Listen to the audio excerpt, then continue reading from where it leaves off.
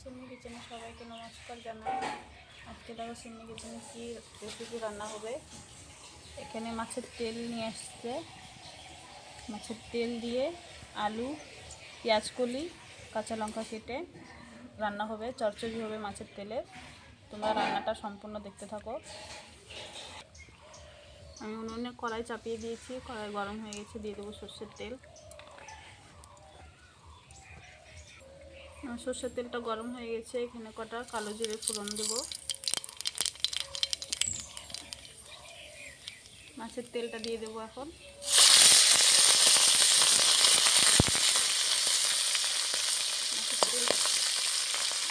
মাছের তেলটা আমি হালকা করে ভেজে নেব।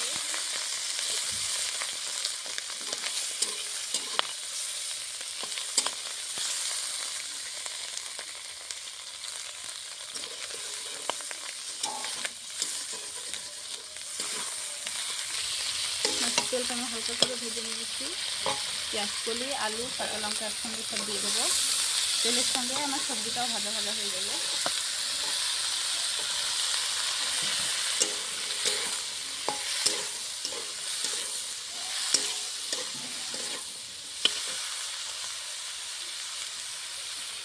দিয়ে দেবো স্বাদ মতো নুন, পরিমাণ মতন হলুদ গুঁড়ো,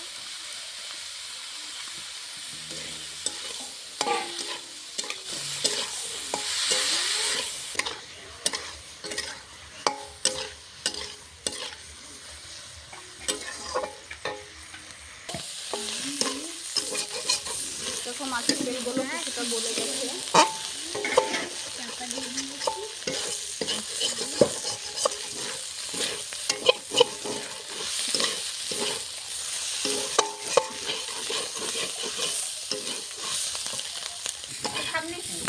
দেখো পেঁয়াজ কলি দিয়ে মাছের তেল কতটা কমে গেছে, আরও কমে যাবে।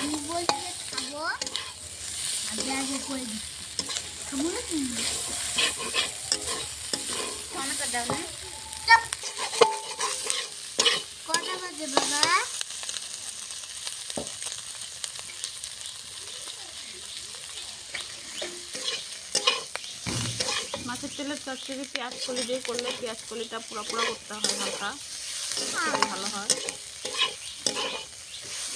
আর কিছুক্ষণ ভেজে নেব।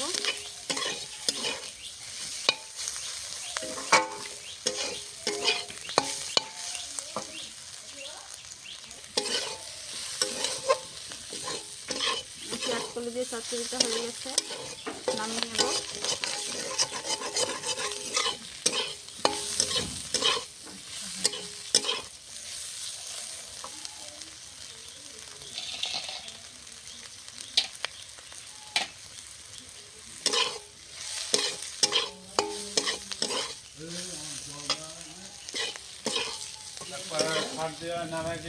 চচ্চড়িটা হয়ে গেছে, দেখো পোড়া পোড়া করে ভেজেছি, নামিয়ে নেব। আরে খাস বদলে এক করা এটা থেকে ডাইরেক্ট ওদিক দিয়ে গেছি, হরিরামপুরের ওদিকে প্রশান্তর বাড়ি ওদিক দিয়ে গেছি, প্রশান্তর বাড়ি ওদিক দিয়ে গেছি।